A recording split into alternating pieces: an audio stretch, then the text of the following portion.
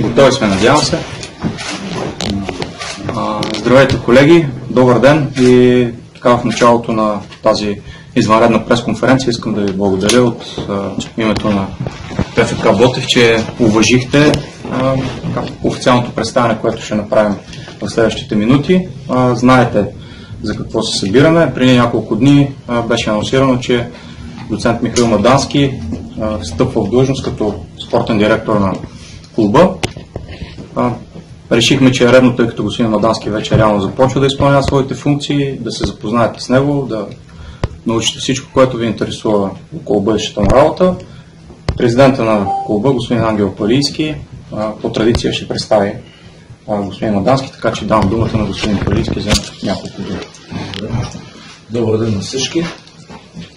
Както знаете, тази седмица беше доста напрегната в клуба по причини, които вече всички така знаете и подробности и с детайли. Първото нещо, което трябваше да вземем като решение от наша страна, това беше по най-бързия начин след подаването на оставката на спорттехническото ръководство и след подаването на оставката специално господин Марков. Трябваше по най-бързия начин да намерим вариант за намерението на спортен директор. Имахме няколко кандидатури, които обсъдихме, но просто при кандидатурата на господин Мадански много скоростно, бих казал, се взе това решение и проведахме разговор така около няколко часа с господин Мадански, с господин Чадъл и категорично заявявам, че нещата, които говорихме за развитие на клуб, като всичко, просто това, което чухме от господин Мадански, ние сме изключително доволни и за секунда просто не сме се колебали в избора и му предложихме поста спортен директор на Ботев Пловдив. Не е необходимо да го представям, всички го знаем много добре, господин Мадански. Това, което аз искам да му кажа, добре дошъл в Ботев. Предполагам, че вече тези 2-3 дни усети магията Ботев какво е. Спокойствие няма, иска работа и твърда ръка най-вече и да го приветствам от името на цялото ръководство на всички футболисти и фенове с добре дошъл. Искам да ви кажа, че съм си купил един шал вече. Няма нищо. Си запазя втори. Владе, благодаря. Още ви.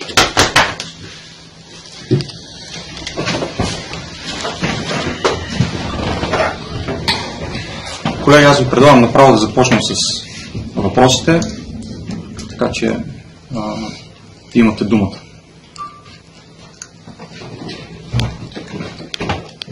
BTV. Господин Мадански, в момента Ботев е изключително тежка ситуация. Как виждате развитието на клуба в близките месеци? Аз ще започна малко по-отдалече, съвсем накратко, разбира се.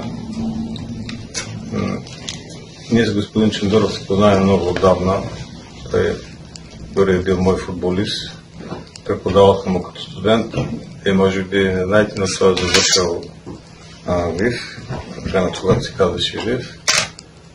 И от 2-3 месеца ние с него обсъждаме така доста сериозно варианта за оптимизиране на тренировъчния и всякакъв процес в двете академии Вит Септември и Ботев Пловдив. Говоря за детските академии, за детско-юношеските школи. И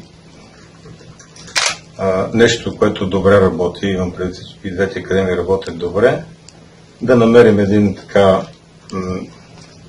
подход, един вариант, който да оптимизираме нещата с написването на нова концепция, визия, стратегия и така нататък. Като в никакъв случай аз лично не съм очаквал оставката и напускането на спортно-техническия щаб на Ботев и нещата се задвижиха много бързо. Това, което мен ме привлече в Ботев, съвсем определено ви казвам, това е думичката проект. Проекта Ботев. Той ме е плени. Сега няма да крия, че който и човек дойде тук на Коматево и разгледа за какво става въпрос, и който е запознат с историята на Ботев Пловдив, много добре си дава сметка за какъв култ става иде реч. Така че стратегическите цели, които собствениците споделиха пред мен, това беше нещо, което ме впечатли и което окончателно даде превес да взема това решение. Построяване на стадион, оптимизиране работата в детско-юношеските академии и стабилизиране на мъжкия отбор, разбира се, който в случая наистина има нужда от подобен ход. Смятам, че на вас е много ясно, че трябва да се предприемат някакви сериозни стъпки в посока вдигане духа и подобряване на качеството и агресивността на играта на отбора. Няма да изпадам в подробности защо се е стигнало до тук. Според мен има отбор, има добри футболисти, може би липсва нужния баланс и липсва точната бройка на футболисти на определени постове. Разбира се,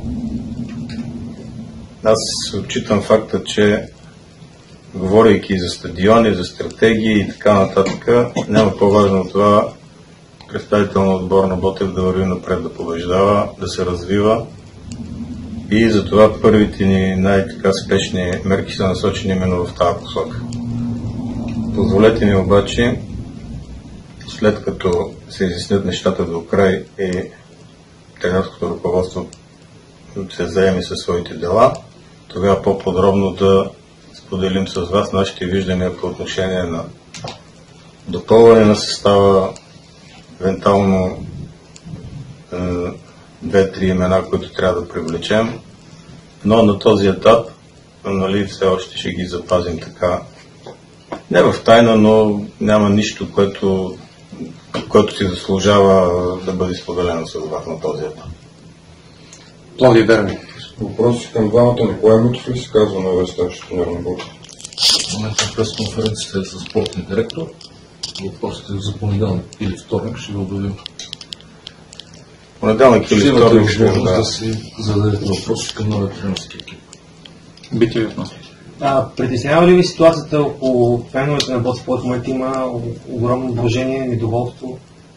Създава ли напрежение у вас? Недоволство от какво? От евентуално новия тренер, името, което се е пуснало по въщение.